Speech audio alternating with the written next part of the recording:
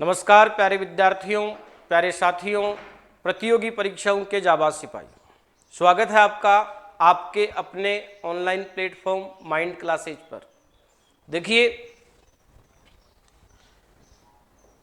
Calendar topic हम पढ़ रहे थे और कैलेंडर टॉपिक में पार्ट 5 तक हम पढ़ चुके हैं और 20 क्लास अपनी कंप्लीट हो चुकी है।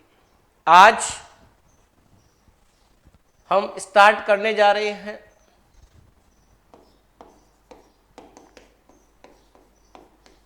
ये क्लासें आपको माइंड क्लासेज के ऑनलाइन प्लेटफॉर्म पर, जिन बच्चों को अभी तक पीछे की क्लासें नहीं देखी हुई हैं वो यहाँ पर मिल जाएंगी, आप देख लीजिएगा। कैलेंडर की डे 1 से लेके डे 20 तक की क्लासें आपको उपलब्ध करवा दी गई हैं और 5 पार्ट कैलेंडर के आपको कंप्लीट करवा दिए गए।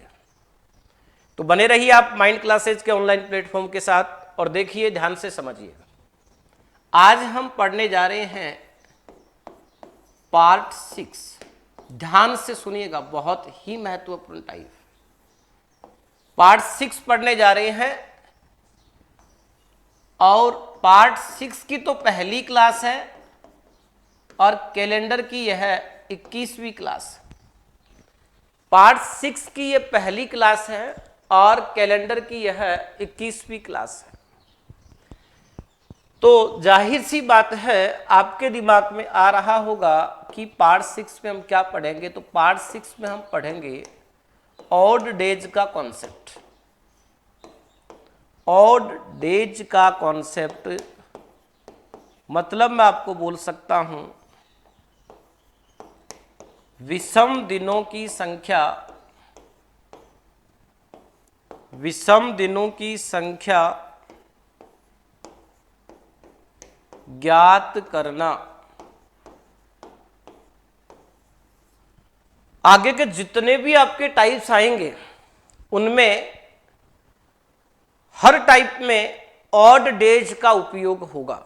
कुछ विविध वाले क्वेश्चंस अपन पढ़ेंगे कैलेंडर में लास्ट में, उनको आप छोड़ दीजिए। बाकी यदि मैं आपको बताऊं, आप समान महीनों का कैलेंडर पढ़ेंगे, सेम मंथ्स कैलेंडर, ये अपने टाइप आएगा, उसमें भी आपको ऑड डेज कॉन्सेप्ट आना चाहिए। सेम ईयर कैलेंडर, समान वर्षों का कैलेंडर आप पढ़ोगे तो उसमें भी आपको ऑड डेज का कॉन्सेप्ट आना चाहिए। आप शताब्दी वर्ष से संबंधित प्रश्न पढ़ोगे तो वहां पर भी पूरा का पूरा उपयोग ऑड डेज कॉन्सेप्ट का होगा। इससे आगे आप पार्ट पढ़ेंगे किसी शताब्दी वर्ष का कौन सा प्रथम दिन हो सकता है और नहीं हो सकता, या किसी शताब्दी वर्ष का अंतिम दिन कौन सा होता है और कौन सा नहीं होता। तो इन जगह पर आपको ऑड डेज कॉन्सेप्ट की जरूरत पड़ेगी। अभी हम इसमें और काफी टाइप्स पढ़ने वाले हैं। मैं आपको मुख्यतः समझाना क्या चाह रहा हूं कि ऑड डेज कॉन्सेप्ट है, यह आपके लिए बहुत महत्वपूर्ण है। तो पार्ट 6 आप पढ़ रहे हैं और पार्ट 6 का यह पहला क्लास है। तो यहां से आप समझोगे तो आपको एक एक बात बहुत अच्छे से समझ में आएगी, लेकिन आपको हर एक सेकंड को बहुत ध्यान से सुनना है, समझना है और मेरे एक एक शब्दों पे आपका पूरा ध्यान होना चाहिए। अगर आप इससे पहले की क्लास नहीं देखी है तो वो पार्ट 5 करवाए हुए हैं, डे 1 से लेके डे 10 तक, डे 20 तक। तो 20 क्लासें जो हैं उनमें 5 पार्ट करवाए हुए हैं, उनको आप निरंतर रूप से पीछे से कवर करते जाइए यदि आपने कवर नहीं किया है तो। और कवर कर लिया है, कोई चीज कम समझ में आ रही है तो आप जहां पर कम समझ में आया है, जो पार्ट कम समझ में आया है उसे आप दोबारा समझ सकते हैं। हालांकि मेरी तरफ से यह कोशिश की गई थी कि यदि आपने किसी क्लास को पूरे समय के साथ फर्स्ट से लेकर लास्ट तक देखा है तो शायद आपको ऐसी प्रॉब्लम नहीं आई होगी कि आपको कोई बात समझ में नहीं आई। मैंने इस प्रकार से क्लास को डिजाइन किया था या इस प्रकार से मैं पढ़ाता हूं कि यदि आप फर्स्ट से लेकर लास्ट तक क्लास देखते हैं तो आपको एक एक बात सिर्फ एक बार ध्यान से देखने पे बहुत ही अच्छे से समझ में आ जाती है। तो बने रहिए निरंतर मेरे साथ प्यारे बच्चों। आज हम पढ़ने जा रहे हैं पार्ट 6 और कैलेंडर का यह 21वां क्लास है और पार्ट 6 का ये पहला क्लास है।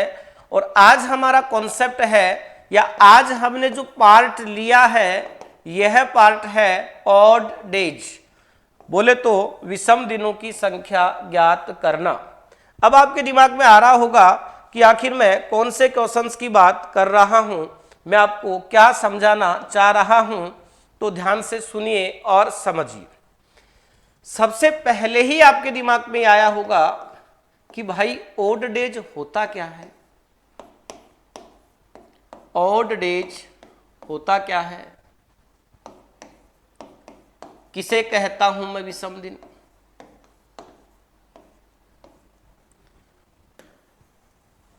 तो नोट लगा के लिख लीजिए प्यारे विद्यार्थियों। सप्ताह बनने के बाद जो शेष पल बचते हैं वह विषम दिन कहलाते हैं। ध्यान से सुनिए मेरी बात को। आपको एक समूह दिया हुआ होता है और जब तक अंतराल सप्ताह में रहता है वार में कोई परिवर्तन नहीं होता है। लेकिन यदि आपको अंतराल जो है जो दिया हुआ हो वह दिनों में दिया हुआ है चाहे वर्षों में दिया हुआ है, यदि हम उसके सप्ताह बनाते हैं और सप्ताह बनाने के बाद जो शेष पल बचता है उसे विषम दिन कहते हैं। अर्थात आप ये बोल सकते हैं कि एक समय अंतराल के दिए हुए होने पर आगे के लिए जाते हैं तो हम दिए गए वार में शेष पल को जोड़ते हैं और पीछे जाते हैं तो हम दिए गए वार में शेष पल घटाते हैं। यह पार्ट 5 तक हम बात करते आ रहे थे। तो जो वो शेष पल आ रहा था ना, जो वो शेष पल आ रहा था विषम दिन बनने के विषम दिन ही वो शेष पल था। आप समझिए मैं क्या बोल रहा हूं। मैं आपको ये बोल रहा हूं, ध्यान से सुनिए। जैसे अगर यहां सोमवार है, ध्यान से सुनना प्यारे विद्यार्थियों, अगर यहां सोमवार है और मैं आपको ये बोलता हूं कि 50 दिन बाद क्या वार होगा, तो ये देखते ही आप क्या करोगे, 50 में 7 का भाग दोगे। 7 तो आ गया आपका भागफल। ध्यान से सुनना, बने रहना, एक एक सेकंड आपके लिए महत्वपूर्ण होगी। यदि आप क्लास को सही से समझना चाहते हैं तो प्रत्येक बात आपको समझ में आएगी, लेकिन इसके लिए आपको सतत रूप से बने रहना जरूरी है हर एक सेकंड पे। ध्यान से सुनिए। और एक क्या आ गया आपका शेष पल।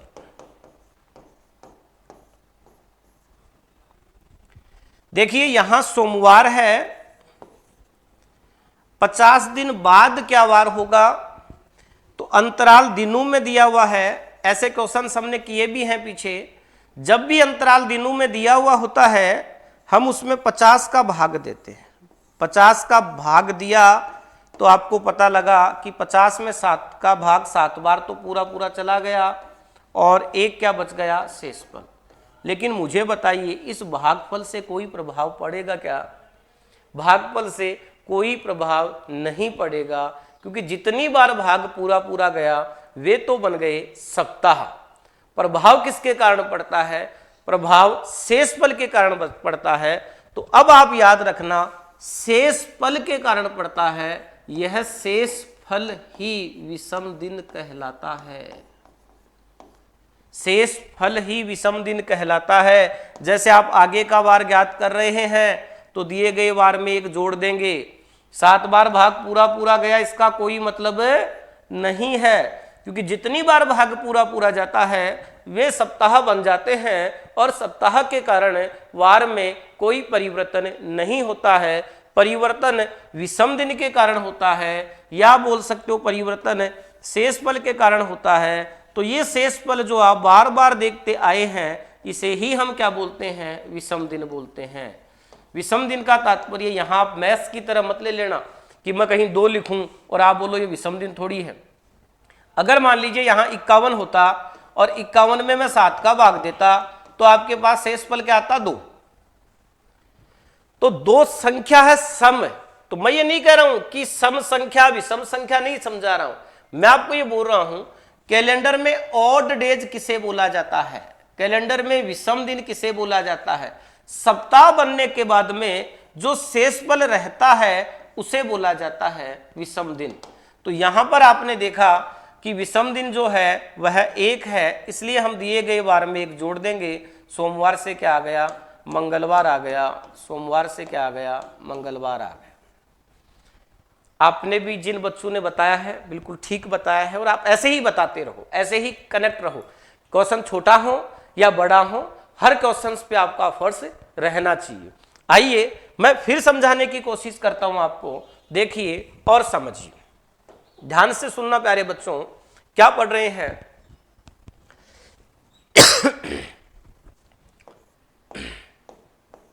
हम कॉन्सेप्ट पढ़ रहे हैं ऑड डेज। बोलते जाइए आप साथ में, ऑड डेज। विषम दिनों की संख्या ज्ञात करना, ऑड डेज। बहुत अच्छे अच्छे क्वेश्चंस मैं आपको यहां दूंगा और ये बहुत महत्वपूर्ण है। किसी शताब्दी वर्ष का प्रथम दिन कौन सा हो सकता है, कौन सा नहीं हो सकता, अंतिम कौन सा हो सकता है, कौन सा नहीं हो सकता, सेम मंथ्स का कैलेंडर, सेम ईयर का कैलेंडर, सेंचुरी से संबंधित क्वेश्चंस, बहुत सारे टाइप्स का जो बेस है, जो आधार है, वह इस ऑड डेज कॉन्सेप्ट से जुड़ा हुआ है। अभी मैं आपको बहुत बारीकी से समझाने की कोशिश कर रहा हूं। आज की क्लास में आप बहुत अच्छी अच्छी चीजें सीखेंगे, बहुत इस कैलेंडर से संबंधित आप बहुत मुख्य बिंदुओं पे बात करने जा रहे हैं, बहुत मुख्य बिंदुओं को समझने जा रहे हैं। तो बने रहिए आपके अपने माइंड क्लासेज के ऑनलाइन प्लेटफॉर्म पर। देखिए ध्यान से सुनिए, ऑड डेज, विषम दिन। अगर मान लीजिए सभी बच्चे फटाफट कमेंट बॉक्स में आंसर देंगे, हो सकता है आप कभी भी वीडियो देख रहे होंगे, लाइव अगर नहीं भी देख रहे हो तो भी आपको आंसर साथ में बोलना है। आपको ऐसा लगना चाहिए कि आप जो है वह बिल्कुल एक क्लासरूम की तरह पढ़ रहे हैं। ध्यान से सुनना, मैंने आपको बोला आज वार है गुरुवार, फटाक से आपका आंसर आना चाहिए, तुरंत प्रभाव से, जितनी जल्दी दे सको, मेरे लिखते ही आंसर आ जाना चाहिए आपका। और फिर मैंने आपसे पूछ लिया प्यारे बच्चों,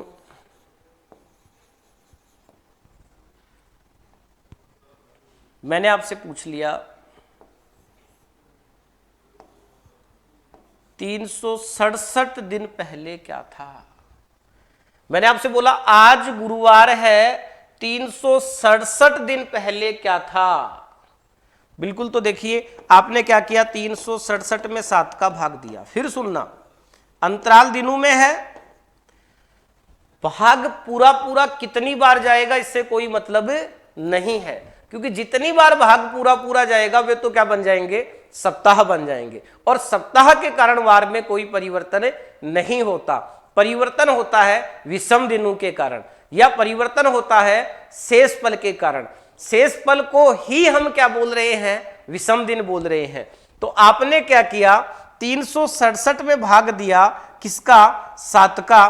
तो आपने देखा कि आपके पास रिमाइंडर शेषफल कितना बच रहा है, 3 बच रहा है। देखिए 36 में 7 का भाग दिया, 35 तक चला गया, 1 बचा, आगे क्या है 7। 17 में 7 का भाग दिया, 14 तक चला गया, बचा तो कितना बचा, 3। अब मुझे बताइए, आप ही बताइए कि 3 शेषफल बचा है, इस 3 जो शेषफल बचता है, सप्ताह बनने के बाद जो शेषफल बचता है उसे ही विषम दिन कहते हैं। या ऐसे समझ लीजिए कि किसी वार, कोई वार आपको दिया हुआ है, आगे की तरफ जाने के लिए उसमें आप जितना जोड़ रहे हैं वह विषम दिन है। आज का कोई वार दिया है आपको और उससे पीछे का कोई आप वार निकालने के लिए जितना आप घटा रहे हैं वही विषम दिन है। सप्ताह बनने के बाद जो शेषफल बच जाता है वह ओड डेज कहलाता है, विषम दिन कहलाता है। तो यहां पर आप पीछे का वार निकालने के लिए 3 घटाएंगे। जितने भी बच्चों ने आंसर दिया है बहुत बहुत धन्यवाद, बिल्कुल आप सही तरीके से चल रहे हैं। और इसी प्रकार आप साथ बने रहिए। ध्यान से देखिए, गुरुवार में से मैंने 3 घटाया तो प्यारे विद्यार्थियों क्या आ गया आपके पास? सोमवार। घटाया क्यों? जब भी पीछे का वार निकालते हैं तो पीछे के लिए घटाते हैं, घटाते ही है ना। जैसे आज अगर मंगलवार है, मैं आपको बोलूंगा कल क्या था, तो एक कदम पीछे जा रहे हो, तो मंगलवार में से आपने एक घटाया, क्या बोला? सोमवार। अगर मैं आपको बोलूंगा कल क्या होगा, तो एक कदम आगे जा रहे हो, आगे के लिए क्या करते हैं? जोड़ते हैं। मंगलवार में एक जोड़ा, क्या आ गया? बुधवार। बात आ रही होगी समझ में? तो अब आप मेरे साथ बने रहिए और अब मैं आपको कुछ क्वेश्चंस पूछता हूं जिनका आंसर आपको सबको देना है। साथ साथ में मैं भी बताता हुआ चलूंगा, आपको भी बताते हुए चलना है। 100 क्वेश्चंस आपके हो चुके हैं। ऑड डेज का कॉन्सेप्ट मैं आपको समझा चुका हूं। फिर सुनिएगा, सप्ताह बनने के बाद जो शेष पल रहते हैं वह विषम दिन कहलाते हैं। किसी स्थिति से आगे का वार निकालने के लिए हम दिए गए वार में जितना जोड़ रहे हैं वह विषम दिन है। किसी स्थिति का वार दिए हुए होने पर हम पीछे का वार निकालने के लिए जो घटा रहे हैं वह विषम दिन है। या ऐसे समझिए कि पार्ट 1 से लेके पार्ट 5 तक मैंने बार बार आपको समझाया है कि परिवर्तन शेष पल के कारण होता है। मैंने बार बार आपको इस बात के लिए समझाया है कि सप्ताह बनने के पश्चात जो शेष पल बचता है वह आगे का वार ज्ञात करने के लिए दिए गए वार में जोड़ देते हैं तथा पीछे का ज्ञात करने के लिए दिए गए वार में से घटा देते हैं। क्या जोड़ते हैं या क्या घटाते हैं? तो आप बोलते हो शेष पल। उस शेष पल को ही विषम दिन भी बोला जाता है। ये मैं आपको समझा रहा हूं और ये अलग से मैं आपको इसलिए समझा रहा हूं क्योंकि आपको एग्जाम में डायरेक्ट क्वेश्चन पूछा जा सकता है। क्या क्वेश्चन पूछा जा सकता है? अभी हम बहुत महत्वपूर्ण क्वेश्चनों पे बात करने वाले हैं, तो ध्यान से बने रहिए आप माइंड क्लासेज के ऑनलाइन प्लेटफॉर्म पे और ध्यान से सुनिए मेरी बात को। 100 क्वेश्चन हम कर चुके हैं, 101 क्वेश्चन। इसको मैं स्लाइड द्वारा नहीं ले रहा हूं क्योंकि छोटे छोटे क्वेश्चन हैं।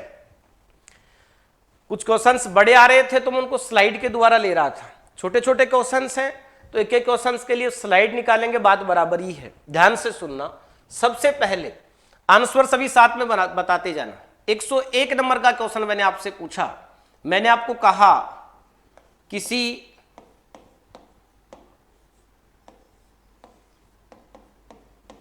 रेडी रहो, क्वेश्चन लिखते ही सबका आंसर आना चाहिए। किसी सामान्य वर्ष में विषम दिनों की संख्या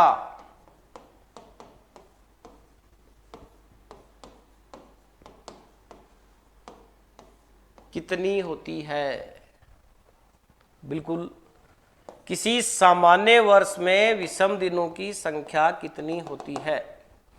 तो देखिए, मैंने आपको समझाया था, पीछे बताया था कि यदि दिए गए वर्ष में 4 का पूरा पूरा भाग जाए तो वह सामान्य वर्ष कहलाता है और सामान्य वर्ष में फरवरी माह 28 दिन का आता है और सामान्य वर्ष में 365 दिन होते हैं। और यदि दिए गए वर्ष में 4 का पूरा पूरा भाग चला जाए तो वह लीप वर्ष कहलाता है। यदि दिए गए वर्ष में 4 का भाग पूरा पूरा नहीं जाए तब तो वह है सामान्य वर्ष, और यदि दिए गए वर्ष में 4 का भाग पूरा पूरा चला जाए तब वह क्या है? लीप वर्ष। सामान्य वर्ष में दिन होते हैं 365 और लीप वर्ष में दिन होते हैं 366। सामान्य वर्ष में फरवरी माह आता है 28 दिन का और लीप वर्ष में फरवरी माह आता है 29 दिन का।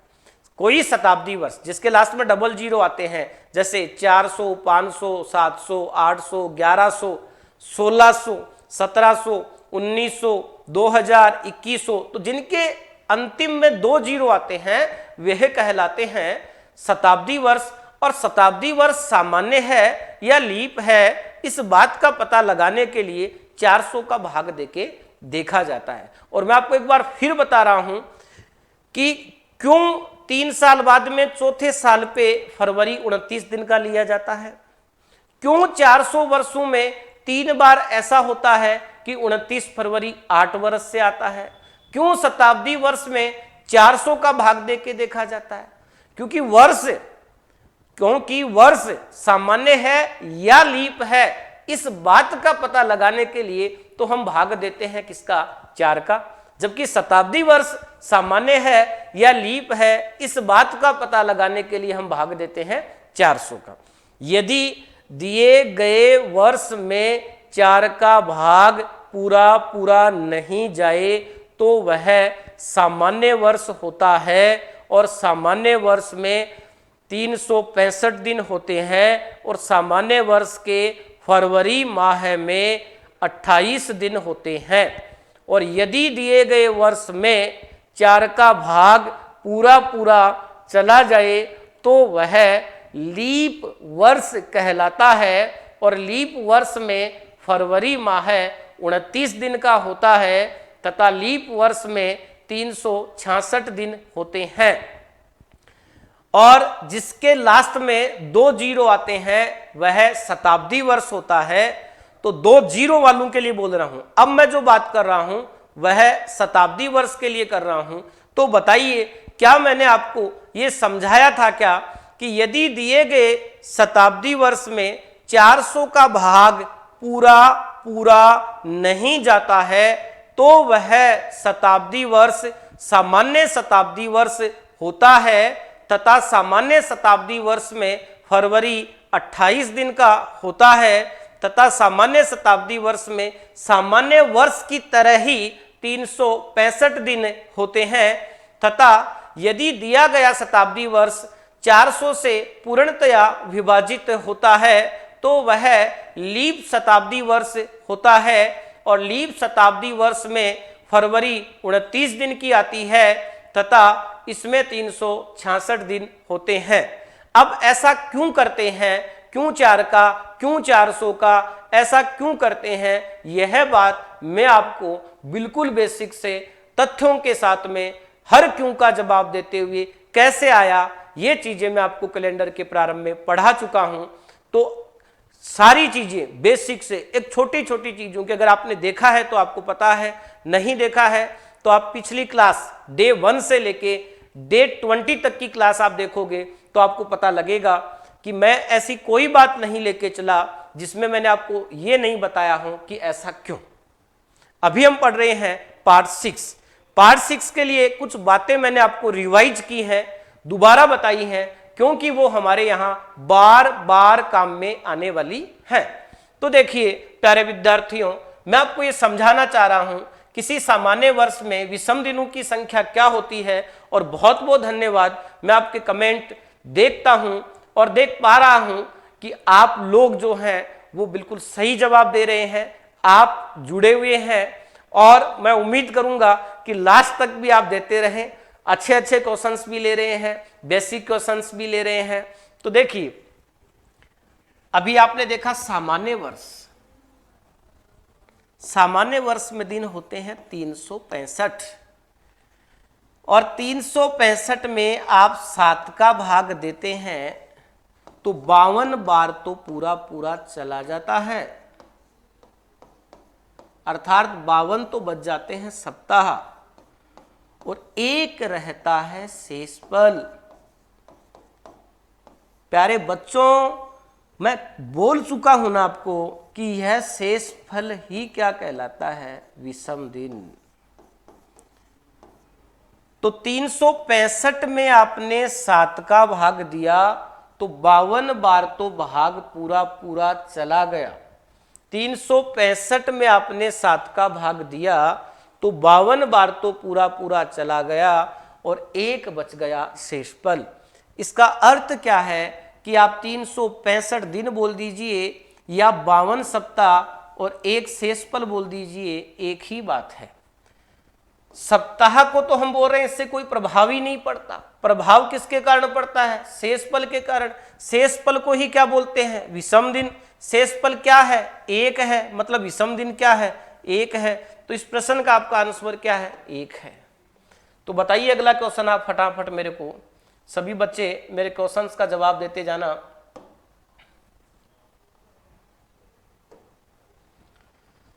पार्ट 6 पढ़ रहे हैं। कैलेंडर का 21वां क्लास है। इससे पीछे की क्लास डे 1 से लेकर डे 20 तक मैंने आपको करवा दी है। 5 पार्ट हमने पूरे कर लिए हैं और माइंड क्लासेज के इसी ऑनलाइन प्लेटफॉर्म पर आपको डे 1 से लेकर डे 20 तक की क्लास यदि आपने नहीं देखी है तो मिल जाएगी। हमारा कॉन्सेप्ट चल रहा है ओड डेज, विषम दिनों की संख्या ज्ञात करना। विषम दिन क्या होते हैं बताइए जरा। सप्ताह बनने के बाद जो शेष पल बच जाते हैं वह विषम दिन कहलाते हैं। तो बताओ मेरे अगले प्रश्न का आंसर प्यारे बच्चों। 102 नंबर का प्रश्न मैंने आपसे पूछा और मैं आपसे ये पूछ रहा हूं, ध्यान से सुनना सभी बच्चे।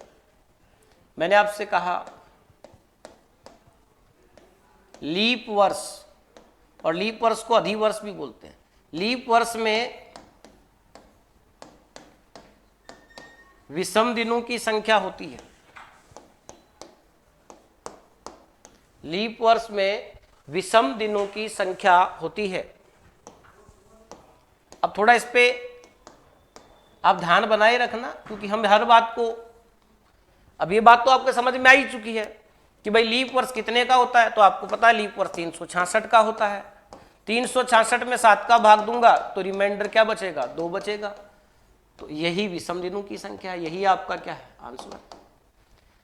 लीप वर्ष में 366 दिन होते हैं और विषम दिन कैसे निकाले जाते हैं, दिए गए दिनों की संख्या को 7 से विभाजित करते हैं और 7 से विभाजित करने के बाद जो शेष पल बचता है वे क्या कहलाते हैं, विषम दिन कहलाते हैं। जैसे देखिए, अगर मैं आपको यहीं पर ये बात बोलूं, ध्यान से सुनना। मान लीजिए मैंने आपको कहा, डायरेक्ट बोल देता हूं मैं, निम्न में विषम दिनों की संख्या बताइए। निम्न में विषम दिनों की संख्या बताइए। फिर मैंने आपको 103 नंबर का प्रश्न दे दिया। मैंने कहा 105 दिन के लिए, 105 दिन में क्या विषम दिन होंगे। 104 नंबर का क्वेश्चन ले लिया मैंने कहा 200 दिन में विषम दिन क्या होंगे। क्योंकि अलग अलग लिखे तो हम एक साथ ही लिख लेते हैं, क्योंकि बातें आपको समझ में आ रही हैं, एग्जाम्पल्स करना जरूरी होते हैं। मैंने आपको कहा 1000 दिन में विषम दिनों की संख्या बताइए। यही तो हम समझ रहे हैं कि जब आपको कुछ वैल्यू दिए हुए होते हैं तो आप वहां पर विषम दिनों की संख्या ज्ञात करते हैं। अब यहां दिन दिए गए हैं, विषम दिन कैसे ज्ञात करते हैं, जो भी दिन दिए गए हैं उनमें 7 का भाग देते हैं और जो शेष पल बचते हैं वह क्या कहलाते हैं, विषम दिन। जैसे 105 में विषम दिनों की संख्या चाहिए तो आपने 105 में 7 का भाग दिया तो आपके पास शेष पल आ गया 0। देखिए 10 में 7 का भाग दिया, एक बार चला गया, 3 रिमाइंडर बचा, आगे 5 है, 35 में 7 का भाग दिया, पूरा पूरा चला गया, रिमाइंडर 0। तो यहां पहले प्रश्न का आंसर क्या आ गया आपका 0। 105 दिनों में विषम दिनों की संख्या क्या है तो आप बोलोगे 0। 200 दिन के लिए चाहिए तो जिसके भी लिए आपको चाहिए उसमें आपको किसका भाग देना है, 7 का, और 7 का भाग देके आपको क्या ज्ञात करना है, रिमाइंडर। आप सही बता रहे हैं, बिल्कुल सही बता रहे हैं, बहुत बहुत धन्यवाद आपको। बने रहिए आप माइंड क्लासेज के ऑनलाइन प्लेटफॉर्म पे। ध्यान से सुनिएगा प्यारे बच्चों, 20 में आपने 7 का भाग दिया और 20 में 7 का भाग 14 तक चला गया, 6 शेष पल बचा, आगे तो क्या आ गया 0। 60 में आपके 7 का भाग दिया, 56 तक चला गया, 4 क्या बच गया आपके पास, रिमाइंडर। अगर कुछ बच्चों को भाग इस तरीके से देने की आदत नहीं होती है, कुछ का बेस बहुत कमजोर होता है, तो वो बच्चे क्या कर सकते हैं, वे आराम से आपको जैसे ठीक लगता है उस प्रकार भाग दीजिए। मैंने आपको ये बताया है, यदि आपको विषम दिन निकालने हैं ना तो आपको विषम दिन निकालने के लिए दी गई संख्या में, अगर वह दिनों में है तो, अगर महीना आ गया जुलाई महीने में विषम दिनों की संख्या बताओ, तो फिर आपको ये सोचना है कि जुलाई में दिन होते हैं 31 और 31 में 7 का भाग देंगे तो शेषफल 3 आएगा, मतलब जुलाई में विषम दिनों की संख्या क्या होगी 3।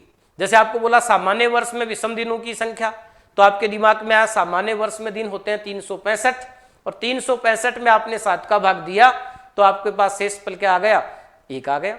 मैंने बोला लीप वर्ष में विषम दिनों की संख्या बताइए, तो आपने बताई 2। आपने कैसे बताया? क्योंकि आपको पता था कि लीप वर्ष में दिन होते हैं 366 और 366 में आपने जैसे ही 7 का भाग दिया आपके पास शेषफल क्या आ गया 2। तो प्यारे बच्चों यहां पर आपने क्या किया, 20 में 7 का भाग दिया और 7 का भाग 14 तक चला गया, 6 बच गया शेषफल, आगे 0 है। 60 में 7 का भाग दिया 56 तक चला गया, तो कितना शेषफल बचा 4। और जो शेषफल बचता है वही विषम दिन होते हैं, तो यहां विषम दिनों की संख्या क्या है 4 है। फिर समझिए 1000 दिनों में 1000 दिन में विषम दिनों की संख्या क्या है। इसके लिए आपको 1000 में 7 का भाग देना है और शेषफल ज्ञात करना है। आपने क्या किया, आपने 10 में 7 का भाग दिया, एक बार चला गया, 3 बच गया शेषफल। देखो मैं बहुत बेसिक तरीके से जिस प्रकार से आप हल करते हो मैं बिल्कुल उसी प्रकार से पढ़ा रहा हूं, नहीं तो मैं डायरेक्ट भी बता सकता हूं, डायरेक्ट भी हम लिख सकते हैं। ध्यान से सुनिए, 10 में आपने 7 का भाग दिया और एक बार चला गया, शेषफल बच गए 3, आगे 0 है। 30 में आपने 7 का भाग दिया, 28 तक चला गया, शेषफल बचा 2, आगे क्या है 0। 20 में आपने 7 का भाग दिया, 14 तक चला गया, शेषफल आ गया 6। तो बताइए 1000 दिनों में विषम दिनों की संख्या कितनी होती है, तो आप बताओगे 6 होती हैं।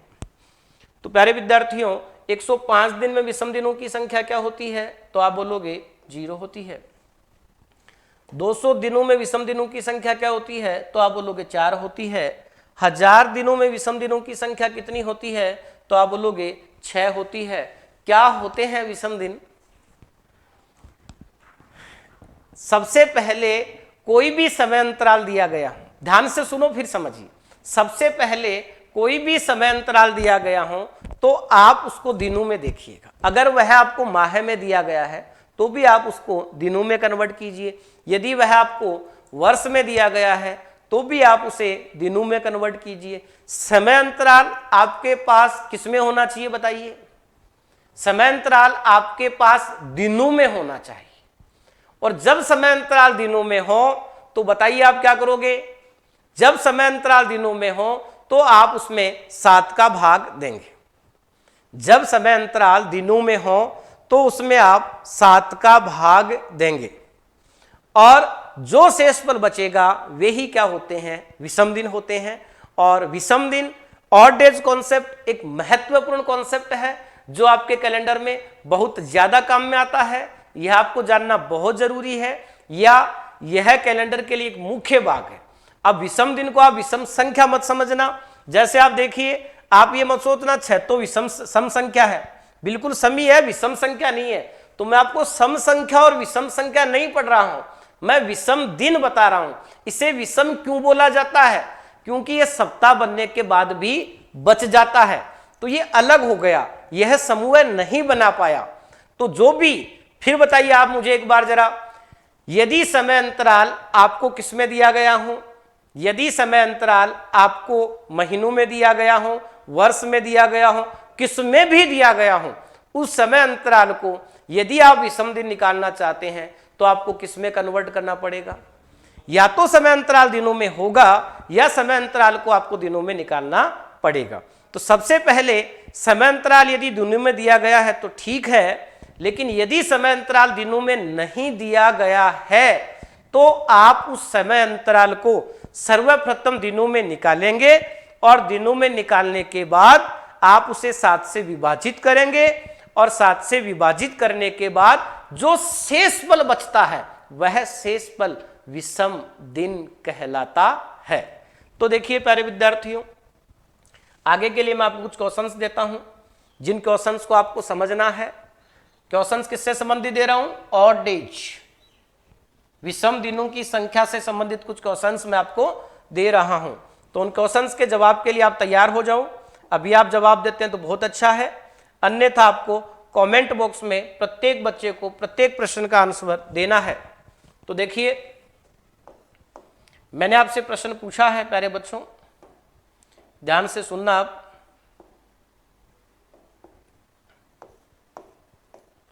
मैंने कहा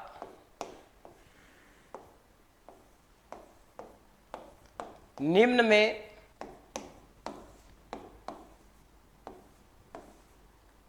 विषम दिनों की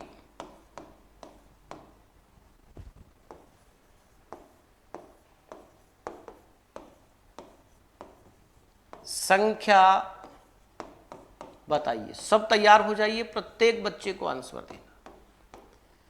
निम्न में विषम दिनों की संख्या बताइए। 105 क्वेश्चन हमारे हो चुके हैं। 106 नंबर का क्वेश्चन मैंने आपसे पूछा है।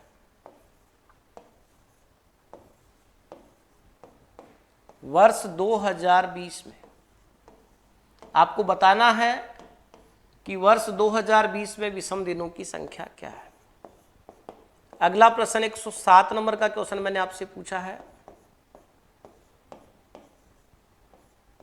प्रथम 100 वर्षों में विषम दिनों की संख्या क्या थी।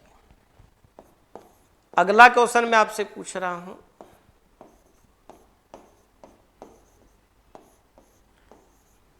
प्रथम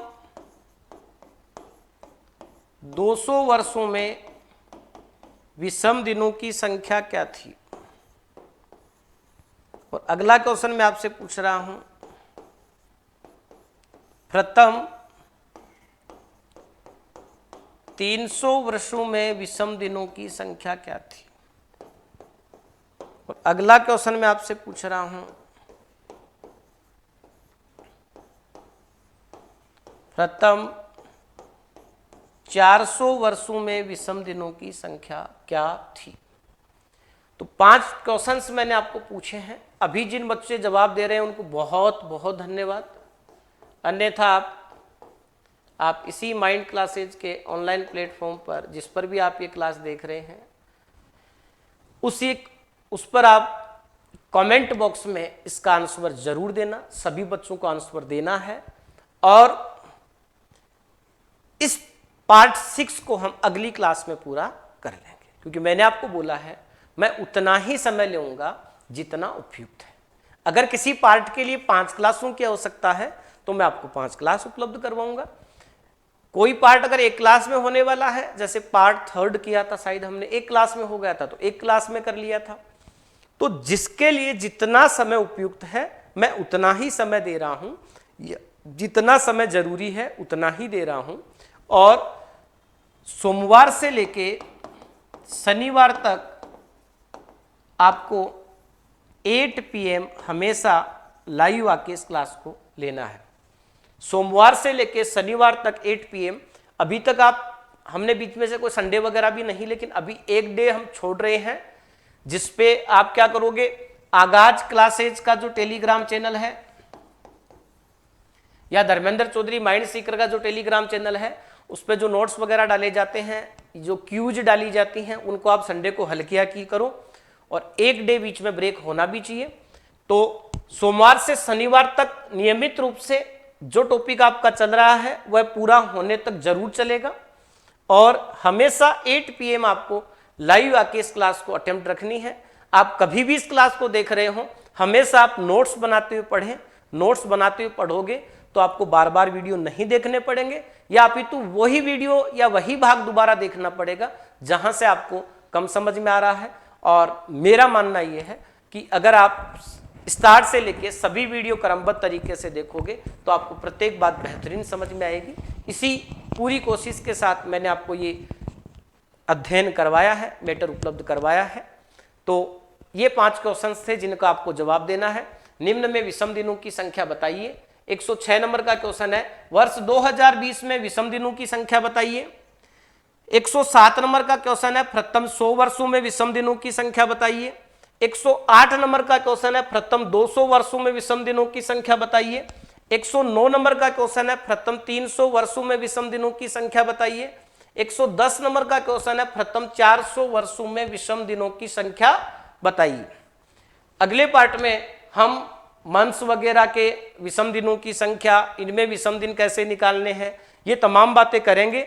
और अगली क्लास में अर्थात डे 21 तक हम पढ़ चुके हैं। आज कैलेंडर का 21वां क्लास हमने पूरा कर लिया है और पार्ट 6 का पहला क्लास पूरा कर लिया है। अगला जो क्लास आपका होगा वो पार्ट 2 के लिए दूसरा क्लास होगा और कैलेंडर के लिए 22वां क्लास होगा और उसमें हम पार्ट 6 को पूरा कर लेंगे। तो आज के लिए इतना ही। अब हम आपसे चाहते हैं अलविदा। परमपिता परमेश्वर आपको स्वस्थ रखें, सुखी रखें और आपको तमाम खुशियां प्राप्त करें और आपको सकारात्मक बनाए रखने की हम दुआएं करते हैं और आप एक अच्छा जीवन व्यतीत करें, इसके लिए हमारी दुआएं आपके साथ हैं। आप नियमित रूप से अच्छा पढ़ें, जितना मैटर आपने पहले पढ़ रखा है उसको भी आप कवर करते हुए चलें। तो मिलते हैं कल 8 PM, तब तक के लिए अलविदा। जय भारत, जय राजस्थान, जय माइंड, विजय माइंड।